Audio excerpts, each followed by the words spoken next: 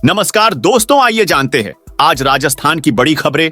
आज की पहली खबर है, भजनलाल सरकार ने जारी किए हीट वेव से मौत के आंकड़े। राजस्थान में प्रचंड गर्मी भले ही अब थोड़ी बहुत काबू में आई है, लेकिन पिछले कुछ दिनों में इसके तीखे तेवरों ने जानलेवा असर दिखाया। सरकार ने एक बार फिर भारत सरकार की गाइडलाइंस का हवाला देते हुए अपना पक्ष रखा है। मीडिया रिपोर्टिंग में जहां हीट वेव से मौत का आंकड़ा 50 के पार पहुंच गया है, वहीं सरकार ने अभी तक 5 लोगों की मौत हीट वेव के कारण होना माना है।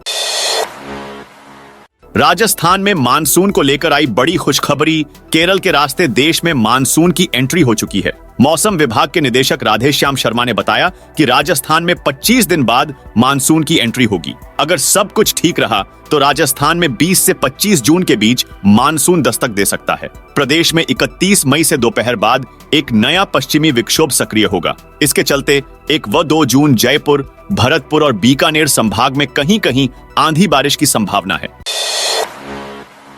बिना लाइसेंस चल रहे रेस्टोरेंट पर होगी कार्रवाई। उदयपुर शहर में बिना लाइसेंस के ही रेस्टोरेंट चलाने वालों पर कार्रवाई करने के लिए नगर निगम ने अभियान शुरू किया है। शुरुआत में 10 रेस्टोरेंट संचालकों को नोटिस थमाए हैं। इसके साथ ही कचरा फेंकने वालों पर भी सख्ती की जाएगी। मोदी के ध्यान के खिलाफ तमिलनाडु कांग्रेस हाईकोर्ट पहुंची। लोकसभा चुनाव प्रचार थमते ही पीएम मोदी गुरुवार की शाम कन्याकुमारी पहुंचे। उनका कन्याकुमारी में विवेकानंद रॉक मेमोरियल के ध्यान मंडपम में 45 घंटे का ध्यान जारी है। यहां से पीएम के ध्यान की पहली तस्वीरें सामने आ गई हैं, जिसमें वे एयूएम के सामने बैठकर ध्यान लगाते नजर आ रहे हैं। पीएम यहां 1 जून तक ध्यान मग्न रहेंगे। पीएम के ध्यान के खिलाफ मद्रास हाईकोर्ट में याचिका दायर की गई है। तमिलनाडु कांग्रेस ने आरोप लगाया है कि पीएम अपने पद का दुरुपयोग कर रहे हैं। देश भर में 1 जून से लागू होंगे चालान के नए नियम। न्यू ट्रैफिक रूल्स के अनुसार वाहन चलाते समय ड्राइविंग लाइसेंस बेहद जरूरी है। नाबालिग बिना लाइसेंस के ड्राइविंग करता पाया गया तो मोटा जुर्माना लगाया जाएगा, क्योंकि 18 साल से कम उम्र के लोगों के पास ड्राइविंग लाइसेंस नहीं होता है। ऐसे में अगर नाबालिग वाहन चलाते पाए जाते हैं तो 25,000 रुपए तक जुर्माना भरना पड़ेगा। इसके अलावा वाहन मालिक का ड्राइविंग लाइसेंस भी रद्द हो सकता है। साथ ही नाबालिग को 25 साल की उम्र तक लाइसेंस नहीं दिया जाएगा। बता दें कि 16 साल की उम्र पूरी होने पर 50 सीसी की क्षमता वाले मोटरसाइकिल को चलाने के लिए ड्राइविंग लाइसेंस लिया जा सकता है। 18 साल के होने पर आप उस लाइसेंस को अपडेट करा सकते हैं। 6000 ग्रेड 3 टीचर की नियुक्ति का रास्ता खुला। ग्रेड 3 2022 लेवल 1 के पदों पर नियुक्तियों का रास्ता अब साफ हाई गया है। राजस्थान हाईकोर्ट ने मामले से जुड़ी सभी याचिकाओं को खारिज कर दिया है। अब करीब 6000 पदों पर नियुक्तियां हो पाएंगी। तरबूज खाने से 16 की बिगड़ी तबीयत। कहीं आप तो नहीं खा रहे इंजेक्शन लगा तरबूज? गर्मी के मौसम में तरबूज सबसे फायदेमंद फल माना जाता है, लेकिन ज्यादा मुनाफे के चक्कर में तरबूज विक्रेता इन्हें इंजेक्शन लगाकर लाल कर देते हैं। ऐसे तरबूज स्वास्थ्य के लिए काफी खतरनाक होते हैं। कुछ ऐसा ही मामला झालावाड़ जिले के अकलेरा थाना क्षेत्र के जमुनिया खुर्द गांव में बुधवार रात तरबूज खाने से 16 जनों की तबीयत बिगड़ गई।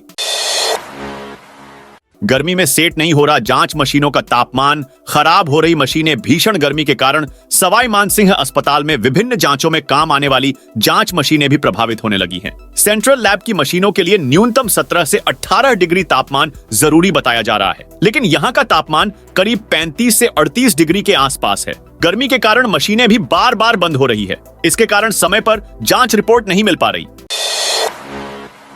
अब पैन कार्ड वेरिफिकेशन के बिना डाकघर में नहीं कर पाएंगे निवेश। पिछले साल 1 अप्रैल से डाकघर की योजनाओं में निवेश करने के लिए पैन और आधार का विवरण देना अनिवार्य कर दिया गया था। अब डाक विभाग फिर से निवेशक के पैन की सत्यता का इनकम टैक्स विभाग के डाटा से मिलान करके वेरिफिकेशन करेगा। इसका मकसद यह सुनिश्चित करना है कि निवेश का पैन और आधार आपस में लिंक हो। इसके अलावा निवेशक ने डाक विभाग की योजना के लिए जो नाम और जन्म तिथि के विवरण दिए हैं वह सही है या नहीं। अगर कोई गड़बड़ी मिलती है तो निवेशक इन योजनाओं में निवेश नहीं कर पाएंगे। पीपीएफ, एनएससी और अन्य छोटी बचत योजनाओं के लिए पैन आधार अनिवार्य है।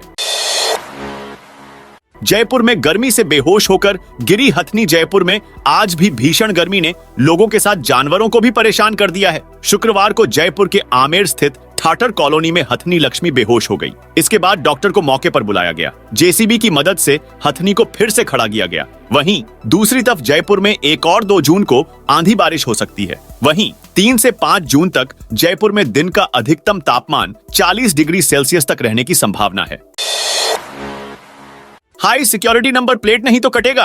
5,000 का चालान। हाल ही में ट्रांसपोर्ट डिपार्टमेंट की ओर से ट्रैफिक डिपार्टमेंट के अफसरों को 5 साल पुराने वाहनों पर high security registration plate HSRP न होने पर चालान काटने के लिए पत्र लिखा गया है। तय तिथि तक हाई सिक्योरिटी रजिस्ट्रेशन प्लेट के लिए विभाग के निर्धारित पोर्टल पर रजिस्ट्रेशन न करवाने वाले वाहन चालकों पर भी भारी जुर्माना लगाने की तैयारी है।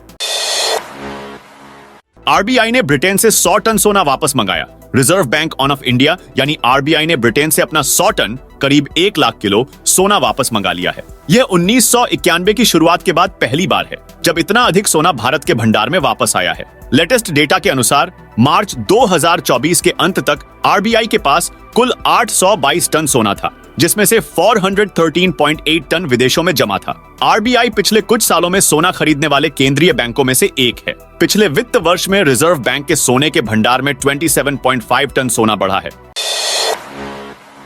बाड़मेर में 8 कैदी निकले चिकन पॉक्स के मरीज शिव विधायक रविंद्र सिंह भाटी शुक्रवार को बाड़मेर मेडिकल कॉलेज के हॉस्पिटल पहुंचे। वहां पर जेल में चिकन पॉक्स से ग्रसित मरीजों से मुलाकात की और उनके स्वास्थ्य को लेकर जानकारी ली। भाटी ने कहा कि धरना देने के बाद चिकन पॉक्स सहित अन्य बीमारी से ग्रसित कैदियों को हॉस्पिटल में इलाज के लिए लाया गया। इन कैदियों की हालात देखी तो वाकई इनकी स्थिति विकट थी। अब इनको समय रहते इनको इलाज मिल गया।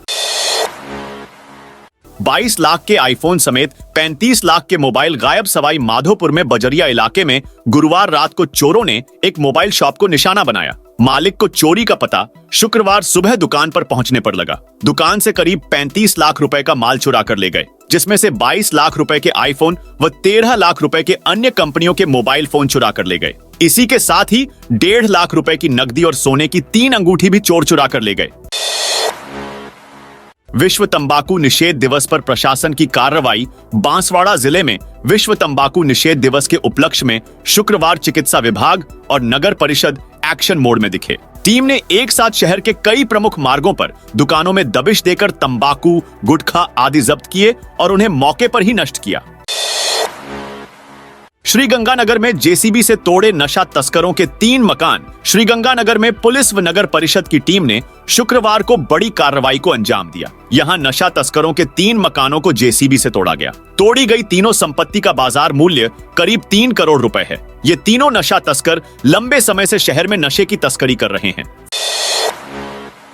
फूड पॉइजनिंग से 150 लोग बीमार। टोंक जिले के बीजवाड़ गांव में एक शादी समारोह में खाना खाने के बाद 150 लोग फूड पॉइजनिंग की वजह से बीमार हो गए। स्थानीय ग्रामीणों द्वारा हालत खराब होने पर सभी बीमार लोगों को केकड़ी जिला अस्पताल में भर्ती कराया गया है, जहां 6 से अधिक लोगों का इलाज चल रहा है। वहीं 2 लोगों को गंभीर हालात में अजमेर रेफर कर दिया है।